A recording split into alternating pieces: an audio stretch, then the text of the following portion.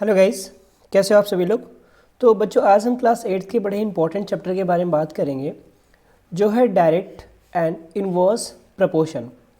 आपने सुना होगा वर्ड, जब भी आप क्वेश्चन सॉल्व करते होगे तो आपने डायरेक्टली प्रपोर्शनल सुना होगा वर्ड, और इनडायरेक्टली प्रपोर्शनल या इन्वर्सली प्रपोर्शनल वर्ड सुना होगा। देखो बच्चों, ये डायरेक्टली प्रपोर्शनल क्या होता है, पहले हम इसके बारे में बात करते हैं। डायरेक्ट प्रपोर्शन क्या होता है, और उसके बाद बात करेंगे हम इनडायरेक्ट प्रपोर्शन क्या इन्वर्स प्रपोर्शन की बात करेंगे। बहुत ही अच्छा टॉपिक है और बहुत ही अच्छे से आपको ये पूरा टॉपिक समझ आने वाला है। ठीक है बच्चों, देखो होता क्या है, जब हम डायरेक्ट प्रपोर्शन की बात करते हैं, एक एग्जांपल लेते हैं। सपोज़ करो, अगर हम मार्केट गए और मार्केट से हमने बहुत सी चीज़ें खरीद ली, बहुत सी चीज़ें हमने मार्केट से खरीद ली। सपोज़ करो हमने ऑरेंज खरीद लिया। अभी ऑरेंज का जो रेट है बच्चों, वो क्या है, 40 रुपये पर केजी, ₹40 पर केजी। और हमने कितना लिया, हमने लिया 1 केजी। तो नॉर्मल सी बात है, हमें कितना देना होगा, 40 रुपये देना होगा। अब हमें क्या चाहिए, अब हमें 2 केजी ले लिए, तो हमें कितना पे करना पड़ेगा, अब हमें 80 रुपये पे करना पड़ेगा।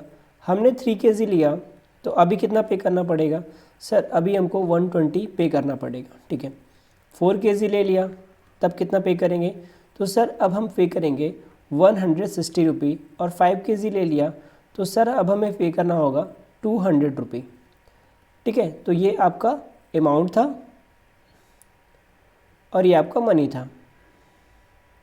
ठीक है, तो आपने एक चीज़ देखा कि जैसे जैसे अमाउंट बढ़ रहा है, मतलब क्वांटिटी बढ़ रही है, वैसे वैसे मनी भी क्या हो रहा है, बढ़ रहा है। ठीक है, और ऐसे भी जा सकते हैं हम लोग।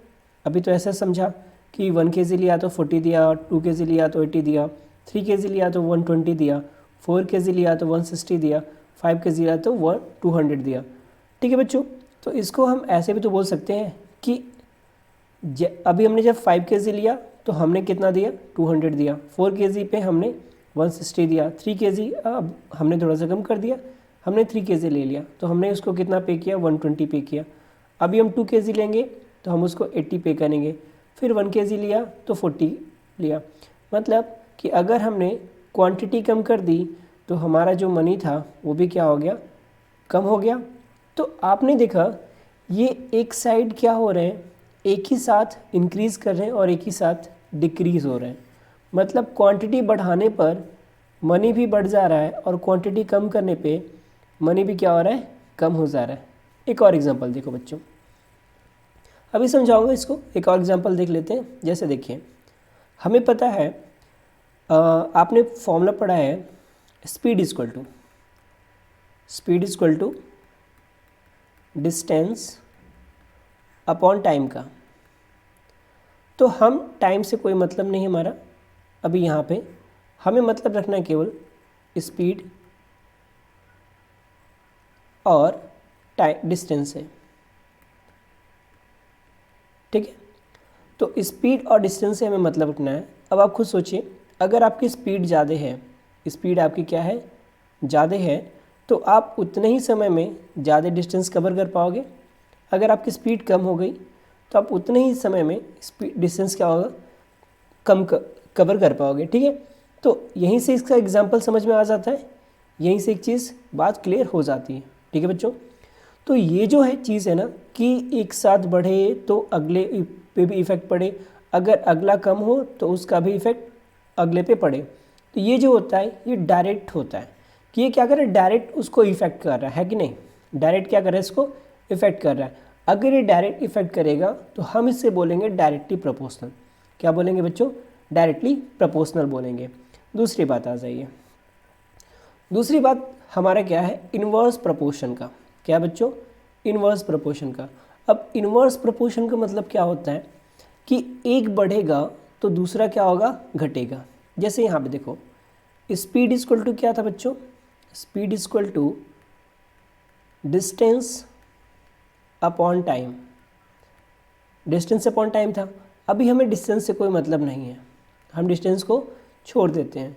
तो यहाँ पे जो स्पीड और टाइम का जो रिलेशन हुआ ना, ये हम बोलते हैं speed inversely proportional to time. क्या बोलेंगे बच्चों, हम बढ़ेंगे इसको speed inversely, this is L, inversely proportion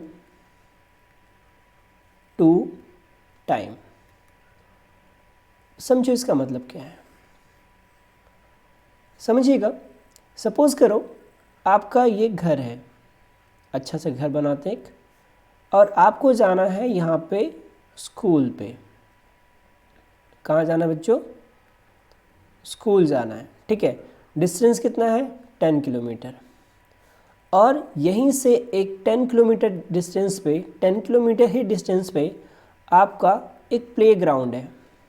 क्या है, प्ले ग्राउंड है, जहाँ आज आपका क्या है, मैच है, ठीक है।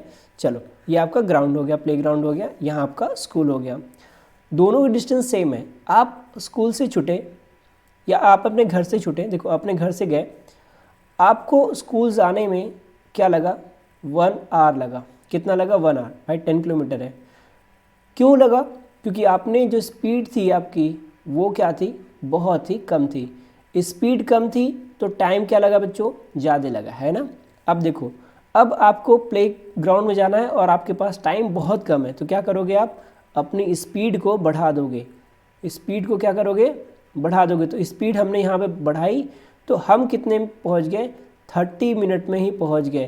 तो देखो बच्चों, स्पीड हमारी बढ़ गई तो टाइम हमारा क्या हो गया बच्चों, टाइम हमारा कम हो गया, है कि नहीं। तो रिलेशन यहाँ से दिख रहा है कि नहीं दिख रहा है, एक बढ़ रहा है बच्चों तो दूसरा क्या हो रहा है, घट रहा है, ठीक है। यहाँ देखिए स्पीड घट रहा था तो टाइम बढ़ रहा था। तो ये होता है इन्वर्सली प्रपोर्शन, ठीक है। आज इस पर क्वेश्चन कर लेते हैं। जैसे कि आपका देखो क्वेश्चन यहाँ पे गिवन है। क्वेश्चन क्या, मैं पढ़ देता हूँ थोड़ा सा, यहाँ पे कर नंबर 2 है आपका बच्चों। क्या कह रहा है कि if A and be very directly in each other, यानी डायरेक्टली प्रपोर्शन है, जैसे ए और बी है ये डायरेक्टली प्रपोर्शन है, तो कह रहा है following then complete the table. तो आपको इस टेबल को कंप्लीट करना है। तो ए और बी क्या है ना, ए डायरेक्टली प्रपोर्शन, बी ये डायरेक्टली प्रपोर्शन का साइन होता है, ठीक है। देखो अभी ऐसा समझना, ये डायरेक्टली प्रपोर्शन हो गया और यही मैं अगर लिख दूँ 1/b तो ये इन्वर्सली प्रोपोर्शनल हो गया बच्चों। ये क्या हो गया, ये आपका डायरेक्टली प्रोपोर्शन हो गया और ये क्या हो गया आपका इन्वर्सली प्रोपोर्शनल हो गया, ठीक है। ये डिफरेंस थोड़ा सा होता है, ठीक है, इस चीज़ को ध्यान देना बच्चों। अब यहाँ देखो क्या है, सबसे पहले तो हम देखेंगे कि आखिर ए और बी में रिलेशन क्या है। ए और बी में रिलेशन क्या है मेरे बच्चों। तो ए और बी के रिलेशन की बात करें तो देखो ये 5 हो रहा है तो ये बी कितना हो जा रहा है, अगर ए = 5 है तो बी कितना हो जा रहा है, 10 हो जा रहा है। मतलब ये कि ए = जो हो रहा है ना, मैं इसको बोल सकता हूँ बी कितना हो गया। देखो बच्चों यहाँ पे रिलेशन कैसे निकालेंगे। ए है क्या है, 2 टाइम्स है किसका, बी का, यानी हम कह सकते हैं बी = 2a, है कि नहीं। रिलेशन ये हुआ कि नहीं हुआ बच्चों, b = 2a। कैसे, a की वैल्यू देखो, a की वैल्यू अगर 5 है तो b की वैल्यू कितनी आ रही है, 10 आ रही है। कब आएगी भाई b की वैल्यू, जब देखो a की वैल्यू हमने यहाँ पे 5 रख दिया ना, तो b = कितना आ गया, 2 × a की वैल्यू बच्चों 5, तो b की वैल्यू कितनी आ गई, 10 आ गई। तो यहाँ से हमें क्या होगा, रिलेशन मिल गया। आज हम इसकी बात करते हैं सेकेंड वाले की। तो यहाँ पे है a1, a की वैल्यू कितनी होगी, a1, रिलेशन इसको भी याद रखिएगा, और b की वैल्यू कितनी हो गई, 30, इसमें पुट करिए।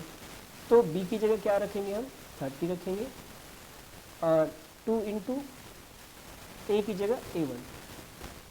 तो हमें चाहिए a1 की वैल्यू, तो a1 = क्या हो जाएगा, 2 यहाँ से निकलेगा तो उसका डिनोमिनेटर मिल जाएगा 30/2, डिवाइड करेंगे 15 टाइम में। a1 की वैल्यू कितनी आ गई बच्चों, 15 आ गई। तो यहाँ पे हमारा क्या हो जाएगा, 50 हो जाएगा, ठीक। तो दूसरा तो ऑलरेडी यहाँ पे गिवन है, तो दूसरा तो मैं प्रूव करना नहीं, यहाँ पे आ जाइए। अब यहाँ देखो क्या हो रहा है, रिलेशन यही होगा जो पहले में लगा ना उस हर जब पूरे में लगेगा, इसके लिए आपको बार बार रिलेशन नहीं बनाना, ठीक है। तो यहाँ पे a की वैल्यू कितनी है, 16 है, तो कह रहा है b1 की वैल्यू क्या होगी। चलो कोई दिक्कत नहीं, हमें रिलेशन पता है b = होता है 2a, तो b = क्या हो जाएगा, यहाँ पे b की जगह b1 है तो यहाँ हो गया 2 × 16, तो b1 इक्वल टू कितना हो गया 16 टू ज़ा 32, तो b1 की वैल्यू कितनी आ गई बच्चों 32 आ गई, मतलब यहाँ पे क्या आ जाएगा आपका 32। सेम इसके साथ भी करेंगे तो अब आप ओरली बता सकते हो कि सर a1 की वैल्यू कितनी हो जाएगी, सर a1 की वैल्यू 60 होगी और उसका टू ज़ा कितना हो जाएगा 120 हो जाएगा। ठीक है बच्चों, अब यहाँ पे देखो, ठीक ये चीज़ हो गया होगा आई थिंक। अब बात करते हैं क्वेश्चन नंबर 2 की, क्या कह रहा है, ए और बी में रिलेशन चेक करो कि क्या रिलेशन है। भैया ए की वैल्यू कितनी है 2 है, तो बी की वैल्यू कितनी हो जा रही है 8 हो जा रही है। कितने टाइम है, तो नॉर्मल सी बात है ये 4 टाइम अधिक हो रहा है, तो ऐसे बोल सकते हैं बी जो होगा वो 4a है कि नहीं है। देखो ये बी की वैल्यू कितना 8 है ना, तो बी को हम ऐसे भी तो लिख सकते हैं 4 × 2 है ना, और 2 क्या है बच्चों, 2 की वैल्यू यहाँ पे गिवन है a, तो b = 4a, तो रिलेशन आपको यहाँ से मिल गया, b = 4a रिलेशन आपको मिल गया। तो अब यहाँ इसकी वैल्यू निकालनी है, तो चलिए, तो a1 की वैल्यू कितनी है, a = a1 है, a = आपका a1 है, और b जो है आपका कितना है 32।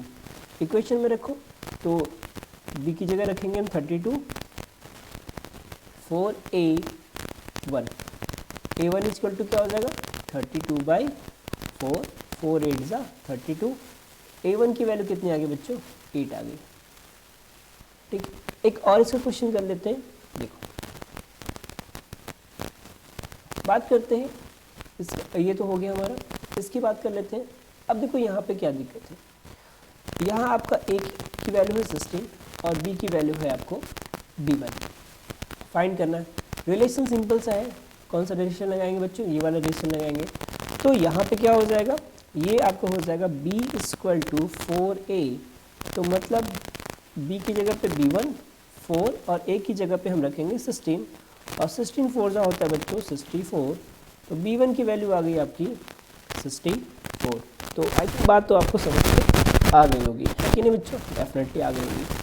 ठीक, अब देखो ये सब तो थे आपके इजी क्वेश्चंस, मैंने आपके टांग का पटेगी बच्चों, जरा सा इसको देखो, लास्ट वाला है ना, तगड़े वाला क्वेश्चन है। अब यहाँ पर रिलेशनशिप आपको यहाँ से नहीं मिलेगा, नहीं यहाँ से मिलेगा, कहाँ से मिलेगा सर, यहाँ से मिलेगा। तो a की वैल्यू कितनी है सर, तो a की वैल्यू यहाँ पे है 8, b की वैल्यू कितनी है सर, b की वैल्यू यहाँ पे 24, b की वैल्यू कितनी है सर यहाँ पे 24। चलिए, तो b अगर 24 है तो b = हम इसको लिख सकते हैं, क्या लिख सकते हैं 3 × 8, क्यों बच्चों, और a की वैल्यू 8 की वैल्यू यहाँ पे गिवन है, जहाँ पे 8 है वहाँ पे हम क्या पुट कर सकते हैं a, तो b = क्या हो जाएगा ये 3a। तो यहाँ से आपको रिलेशन मिल गया कि क्या रिलेशन है, और जब बच्चों रिलेशन मिल गया ना तो क्वेश्चन निकालना बहुत इजी हो जाएगा। जैसे देखो पहले की बात कर लेते हैं, इस वाले की बात हम करते हैं। ठीक है बच्चों, चलो तो उस क्वेश्चन को लेते हैं। तो यहाँ पे a = a1 है और b = 9 है, तो वैल्यू पुट करिए इसमें, तो ये हो जाएगा 9 = 3a1, 3 1 ज़ा 3, 3 3 ज़ा 9, तो a1 की वैल्यू कितनी आ गई बच्चों 3 आ गई। तो एक क्वेश्चन यहाँ से हो गया। चलिए एक और क्वेश्चन की बात करते हैं, हम इसकी बात कर लेते हैं 5 और b1 की। तो यहाँ पे a = कितना बच्चों 5 और b = कितना है b1, पुट करिए, तो हो जाएगा b1 = 3 × 5, इट मीन्स b1 = 15 आ गया। बोलो बच्चों बात समझ में आया कि नहीं है, बिल्कुल समझ में आएगी, बहुत ही सिंपल सा कॉन्सेप्ट है, बहुत इसमें सोचना आपको नहीं है। अब यहाँ पे देखिए इस वाले पोर्शन की बात करते हैं, तो यहाँ पे क्या दिया है, a की वैल्यू आपको 12 है और b की वैल्यू आपको b2 है। तो चलिए पुट कर दीजिए, सारे की सारी वैल्यू आप इसी में पुट करेंगे, तो ये आपका हो जाएगा b2 = 12 × 3, तो b2 = कितना आ गया 36। ओके बच्चों, तो देखो बहुत इजी है, बहुत इजी से हम इसको कर लेंगे। तो अभी के लिए बस इतना ही, अब नेक्स्ट वीडियो जब आएगा तो उसमें हम बाकी क्वेश्चंस को सॉल्व करेंगे। तब तक बच्चों आप लोग क्या करना है, आप लोग जानते हो, अगर वीडियो पे नए हो तो प्लीज़ चैनल को सब्सक्राइब कर लेना और वीडियो को लाइक कर देना, और बगल में बेल आइकन दिखेगा उसे भी आप क्या करना प्रेस कर देना, तो जितनी भी नोटिफिकेशन होगी ना सब आपको मिलती रहेगी। चलिए फिर तब तक के लिए अपना ध्यान रखिएगा और मिलते हैं नए वीडियो में। तब तक के लिए बाय बच्चों।